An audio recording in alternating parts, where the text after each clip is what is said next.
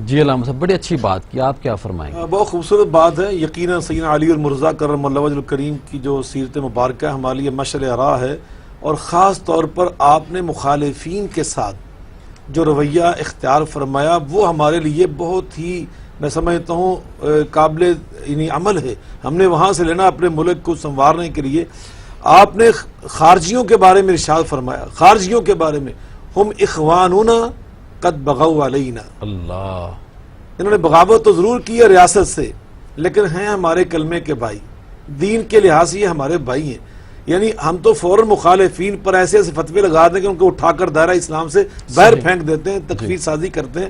تو میں سمجھتا ہوں تکفیریت کی سب سے پہلے اگر اس کے اوپر ضرب لگائی ہے اس کے خاتمے کے لیے، وہ جناب سیدنا علی مرتضیٰ کرم اللہ وجہ الکریم نے نبی پاک صلی اللہ علیہ وسلم کی تعلیم کے عین مطابق آپ نے فرمایا تھا لا ترجعوا بعدی کفارا یضرب بعضکم رقاب بعض.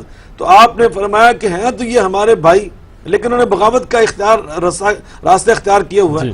پھر آپ نے ایک موقع پر جو قرآن میں اللہ فرماتے ہیں وَلَا يَجْرِمَنَّكُمْ شَنَآنُ قَوْمٍ عَلَىٰ أَلَّا تَعْدِلُوا اعْدِلُوا هُوَ أَقْرَبُ لِلتَّقْوَىٰ. مخالف کے ساتھ بھی عدل انصاف کرو. آپ نے اپنے اس قاتل کے بارے میں بھی، ابن ملجم کے بارے میں کیا ارشاد فرمایا تھا؟ آپ نے جب اس نے پانی مانگا تو شربت پلایا گیا. آپ نے اس کے ساتھ اس وقت بھی یہ رحم کیا، ترس کھایا اس کے اوپر، شفقت فرمائی. اور آپ نے فرمایا تھا اگر میں شہید ہو جاؤں تو پھر اس کو قصاص کے طور پہ قتل کر دینا، لیکن اگر میں زندہ رہا تو پھر میں خود اس کے ساتھ معاملہ کروں گا. تو ہمیں یہاں سے روشنی لینی ہوگی اور اس پہ ہمیں چلنا ہوگا. جی آخر میں آپ کیا فرمائیں گے؟ حضرت علی المرتضیٰ رضی اللہ تعالیٰ عنہ کا جو اسلام لانا ہے یہ آج کے دور کا ایک بہت اہم مسئلہ. آپ نے اسلام قبول کیا اس وقت جب آپ نابالغ تھے، چھوٹے تھے، اور جس طرح ہمارے ملکی حالات چل رہے ہیں کہ بل پاس ہو رہے ہیں کہ غیر مسلم کو آپ زبردستی اسلام میں داخل نہیں کر سکتے، اس کی آڑ میں بہت کچھ اسلام کے خلاف ہو رہا.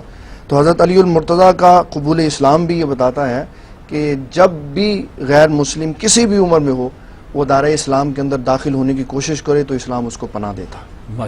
ناظرین، آپ نے علماء کرام کی باتوں کو سنا، بہت معتبر پینل تھا. بات کا مقصد یہی ہے، آج کا بھی مقصد یہی ہے، کل بھی یہی تھا، کل بھی یہی ہوگا کہ ہم نے دین اسلام کی طرف آنا ہے، صراط مستقیم کی طرف آنا ہے.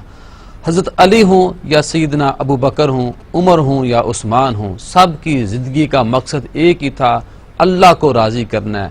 اللہ کو جب راضی کریں گے تو دنیا ہم سے راضی ہو جائے گی. کل انشاءاللہ نئے مہمانوں کے ساتھ، نئے موضوع کے ساتھ حاضر خدمت ہوں گے. السلام علیکم.